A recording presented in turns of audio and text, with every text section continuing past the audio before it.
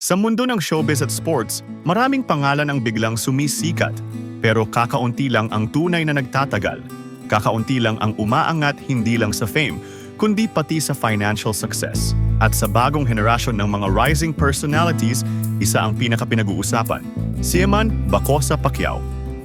Isang batang nagsimula sa simpleng pangarap, lumaki sa isang kilalang pamilya, at ngayon, unti-unting umaabot sa tagumpay na hindi lamang nakikita sa social media views, kundi pati sa tunay na pagyaman. Pero paano nga ba nagsimula ang lahat? Ano ang mga ginawa niya para kumita, magkaroon ng sariling pera, at magsimulang bumuo ng sariling pangalan at sariling yaman? Yan ang tatalakayin natin ngayon. Welcome sa Land TV Entertainment.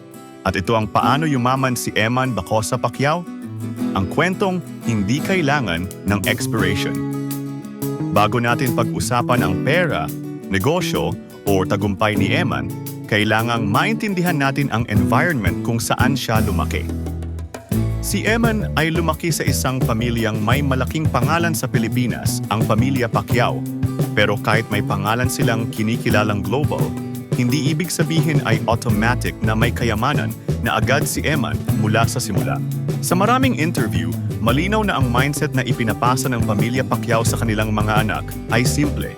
Hindi sapat ang apelyido. Kailangan mong pagtrabahuhan ang sarili mong tagumpay. At ito ang naghubog kay Eman. Lumaki siyang exposed sa dalawang mundo. Sports world, lalo na ang boxing legacy ng pamilya. Entertainment world, kung saan nagsisimula ang bagong henerasyon ng Pacquiao na kilalanin. Kaya hindi nakapagtataka na bata pa lang siya ay sanay na sa disiplina ng training, commitment, at pagkakaroon ng pangarap. Pero ang unang hakbang sa pagyaman ni Eman ay hindi galing sa ring, kundi galing sa pagiging social media personality. Hindi madali ang maging public figure, lalo na kung galing ka sa kilalang pamilya. Maraming mata ang nakatutok, maraming expectations, at maraming pressure. Pero dito nagsimula ang tunay na pagyaman ni Eman sa pagbuo ng brand niya bilang the next Pacquiao personality. Ang social media growth. Sa TikTok, YouTube, Facebook, at Instagram, naging mabilis ang pagtaas ng followers ni Eman. Ngunit mahalaga dito ay hindi lang popularity, kundi attention economy, ang bagong currency ng panahon ngayon. At bakit mahalaga ito? Dahil sa tatlong dahilan. Attention opportunity. Kapag maraming sumusubaybay, maraming brands ang napapatingin. Mas malawak ang exposure, mas mataas ang demand. Engagement endorsements. Hindi sapat ang views. Ang kailangan ay engagement, komento, shares, pag-mention ng pangalan niya. At kilala si Eman bilang likas na charismatic at relatable, kaya napakadaling maging marketable. Persona, market value. May ilang factors kung bakit tumaas ang value ni Eman. Ang kanyang Pacquiao lineage, ang clean, inspiring image, ang kanyang potential na maging matinee idol, ang youthful energy na hinahanap ng brands. Ito ang nagbukas ng pinto sa kanyang unang stream ng earnings. Ang mga pinagkakakitaan, multiple income streams ni Eman. Sa modernong panahon, hindi ka yayaman kung isa lang ang source of income mo. At dito naging matalino si Eman. Ang kanyang pagyaman ay hindi isang pathway lamang, kundi kombinasyon ng iba't ibang income streams na lahat ay lumalago sabay-sabay. Income stream. Number 1, social media monetization. Kapag lumaki ang following, automatic ang monetization. Facebook ads, YouTube AdSense, TikTok Creator Fund, video sponsorships, fan support features. Marami ang hindi nakakaalam. Kahit 1 hanggang 3 viral videos lang kada buwan, malaki na ang kita. At dahil si Eman ay consistent na trending, may mataas na watch time, at may solid fan base, mabilis ang growth ng kanyang earnings. Income stream. Number 2, endorsements at brand deals. Ito ang isa sa pinakamalalaking pinagkukunan ng yaman ni Eman. Bakit? Kasi hindi lang pera ang binibigay, may kasama pang exposure, networking, long-term partnerships. At dahil perfect ang image niya sa youth market at family-friendly branding, naging madali para sa maraming kumpanya na kumuha sa kanya. Income stream. Number 3, appearances shows. Bilang rising personality, tumataas ang value ng bawat public appearance niya. Mall shows, interviews, guestings, brand events, private functions. Mas sumisikat, mas malaki ang talent fee. Income stream. Number 4. Investments. Financial guidance.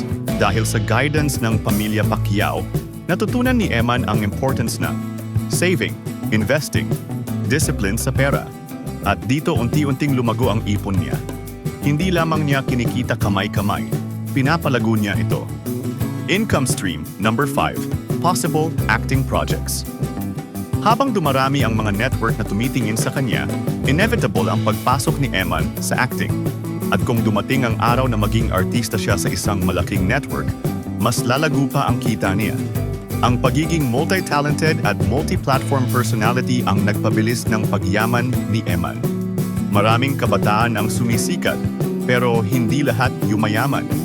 Kaya tanong ng sambayanan, ano ang meron kay Eman? Bakit siya ang nag-level up? Narito ang 3 sekreto ng kanyang pag-angat. Hindi lingid sa kaalaman ng lahat, ang pamilya Pacquiao ay dumaan sa hirap at yaman. Kaya ang financial wisdom nila ay hindi teorya, kundi real-life experience.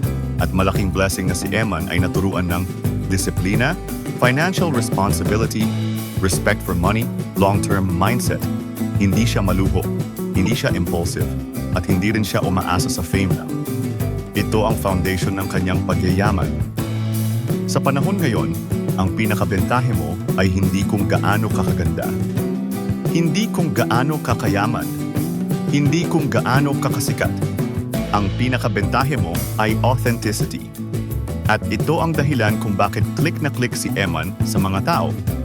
Hindi siya trying hard. Hindi siya scripted. Hindi siya sa pilitan. Natural ang dating, natural ang ngiti, natural ang presence. Iyon ang nagbubukas ng loyalty. At loyalty equals long-term success. Hindi lahat ng bata sa social media ay nagiging brand magnet. Pero si Eman, oo. Bakit? Dahil malinis ang pangalan. Professional tingnan, may Pacquiao credibility, may youthful charm, may good boy image, hindi involved sa scandals. Sa madaling salita, marketable.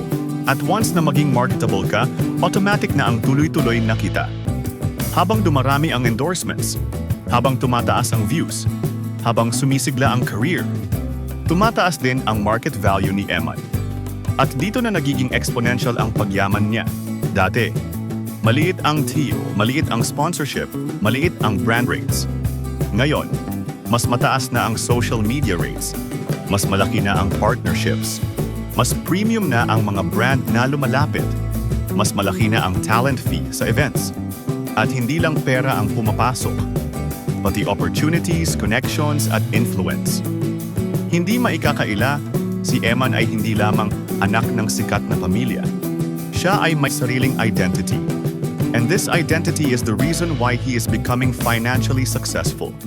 May sariling fans, may sariling supporters, may sariling brand, may sariling income. At habang tumatagal, lumalalim ang narrative niya bilang inspirasyon ng kabataan. Habang dumarami ang pera, mas lumalaki ang responsibilidad. At dito nakilala si Eman bilang isang humble, disciplined young man. Hindi lahat ng bata na umi-income ng ganito kalaki ay marunong humawak ng pera. Pero si Eman ay may guidance, mentorship, at tamang mindset. Ito ang nagbibigay sa kanya ng long-term sustainability. Kung pag-uusapan ng future, makikita natin na nasa advantage position si Eman sa maraming aspeto. May malakas na fanbase, may brand power, may entertainment potential, may family support, may discipline, may magandang public image, may multiple income streams. Ang isang sikat na personal na may ganitong foundation ay hindi lang post and earn, kundi magiging long-term public figure. At kapag long-term ka sa industry, tuloy-tuloy din ang yaman mo. Sa huli, ang pagyaman ay hindi nasusukat sa laki ng pangalan o sa dami ng followers, kundi sa disiplina, sa oportunidad, at sa tamang paggawa ng bawat hakbang. At si Eman Bacosa Pacquiao, isang batang may pangarap, may puso at may determination, ay patuloy na nagpapatunay na ang tunay na tagumpay ay hindi ibinibigay, kundi pinagtatrabahuhan. At ngayon na unti-unti siyang lumalago hindi lamang bilang influencer kundi bilang negosyante, artista at inspirasyon. Malinaw na malinaw. Hindi lang siya basta sikat, yumayaman siya. At hindi lang basta yayaman, kundi lalong aangat pa. This is Lantive Entertainment at ito ang kwento ng pagyaman ni Eman Bacosa Pacquiao.